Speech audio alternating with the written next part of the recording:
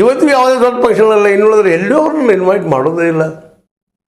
ಇದು ಹೆಲ್ಪ್ಲು ಅಂತ. ಅದರಲ್ಲೂ ರಾಮ ಮಂದಿರದಲ್ಲಿ ಮೇನ್ ಪಾತ್ರ ವಹಿಸಿದಂಥವ್ರು ಅವರು. ಎಲ್ ಕೆ ಅದ್ವಾನಿ ಮತ್ತು ಅವ್ರ ಜೊತೆಗೆ ನಮ್ಮ ಯಾರಪ್ಪ ಅಂತಂದ್ರೆ ಮುರಳಿ ಮನೋಜ್ ಜೋಶಿ ಅವರು. ಇವ್ರ ಬಗ್ಗೆ ಏನಿಲ್ಲ, ಇಲ್ಲಿ ಎಲ್ಲೂ ಇಲ್ಲ, ಶಬ್ದ ಇಲ್ಲ. ಹೀಗೆ ಪಾರ್ಟಿ ಮುಗಿಸಿದಾಗ ಇವತ್ತು ಮತ್ತೊಂದು ಹೊಸದು ನಾವು ಕೇಳ್ತಾ ಇದ್ದೀವಿ. RSS ಅಂತೂ ಅಲ್ಲಿ ಮಾತೇ ನಡೆಯೋದಿಲ್ಲ ಅಂತ ಅನ್ನಿಸ್ತಾ ಇದೆ ಇತ್ತೀಚೆಗೆ.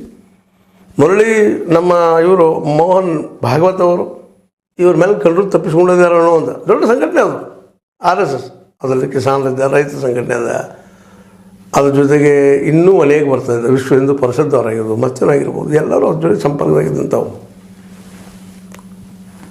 ರಾಮಸೇನಾ, ಶಿವಸೇನಾ ಅಂದರೆ ನಿಮಗೆ ಗೊತ್ತದ, ಮಹಾರಾಷ್ಟ್ರದಲ್ಲಿ ಬರ್ತದೆ. ಹಿಂಗೆ ಎಲ್ಲರ ಮೇಲೂ ತಮ್ಮ ಕಮಾಂಡ್ ಇಟ್ಕೊಳ್ಳೋಂಥ, ಅದರಲ್ಲೂ RSS ಪ್ರತಿ ಹೆಜ್ಜೆಯಲ್ಲೂ ಕಮಾಂಡ್ ಇದ್ದಂಥ ಮೋಹನ್ ಭಾಗವತ್ ಸಹಿತ ಇವತ್ತು ಏನಪ್ಪ ಅಂದ್ರೆ ನಿವೃತ್ತರಾಗಿದ್ದಾರೆ ಅಂತ. ಯಾಕಂದ್ರೆ ಅವರದೇ ವ್ಯಕ್ತಿ, RSS ಗರಡಿಯಲ್ಲೇ ತಯಾರಂಥ ವ್ಯಕ್ತಿ ನಿತಿನ್ ಗಡ್ಕರಿ ಅವರಿಗೆ ಈ ಸಲ ಟಿಕೆಟ್ ಸಿಗ್ತದೋ ಇಲ್ಲೋ ಅನ್ನುವಂಥ ಒಂದು ಪ್ರಶ್ನೆ ಈಗ ಧುತ್ ಅಂತ ಮುಂದೆ ಬಂದು ನಿಂತ್ಬಿಟ್ಟದೆ ಇವತ್ತು. ಮೋದಿಜಿ ಅವ್ರಿಗೆ ಸ್ವಲ್ಪ ಆದರೂ ವಿರೋಧ ಮಾಡೋರಿದ್ದರೆ ಅವ್ರು ಮಾಡೋದೇ ಇಲ್ಲ ಅನ್ನೋದಕ್ಕೆ ಒಂದು ದೊಡ್ಡ ಸಾಕ್ಷಿ. ಅವ್ರಿಗೆ ಟಿಕೆಟ್ ತಪ್ಪಿತು ಅಂದರೆ ಭಾಳ ಕಷ್ಟ ಅಂತಿಲ್ಲ, ಗಡ್ಕರಿ ಅವ್ರಿಗೆ ಕಷ್ಟದ. ಮೋದಿಜಿ ಅವ್ರಿಗೆ ಏನಿಲ್ಲ ಹೇಳಿಬಿಟ್ಟವ್ರು, ಹೇಳ್ಬಿಟ್ಟಿದಾರೆ ಕಮಲ್ ಹೂವನ್ನು ನೋಡ್ರಿ ಮತ ಹಾಕ್ರಿ. ಆದರೆ ಈಗ ಹೊರತು ಸುದ್ದಿ ನೋಡಿದಾಗ ಅವ್ರಿಗೂ ಕೊಡುತ್ತಿರುವಂಥ ಒಂದು ಸನ್ನಿವೇಶ ನಿರ್ಮಾಣ ಆಗಲಿಕ್ಕತ್ತದ ಅಂತ ಅನಿಸ್ತದೆ. ಇನ್ನು ಅದೇ ರೀತಿ ಸೀನಿಯರ್ ರಾಜನಾಥ್ ಸಿಂಗ್, ನಿಮ್ಗೆ ಗೊತ್ತದ, ಲೀಡರ್, ಡಿಫೆನ್ಸ್ ಮಿನಿಸ್ಟರ್, ಅವ್ರಿಗೂ ಸಲ ಟಿಕೆಟ್ ಸಿಗೋದು ಭಾಳ ಕಷ್ಟ ಅದ ಅಂತ ವಾತಾವರಣ ಕೇಳಿ ಬರ್ತಾ ಇದೆ. ಅವ್ರನ್ನೂ ಬದುಕಿ ಸರಿಸುವಂಥ ವ್ಯವಸ್ಥೆ ನಡೆದ ಅಂತೇಳಿ.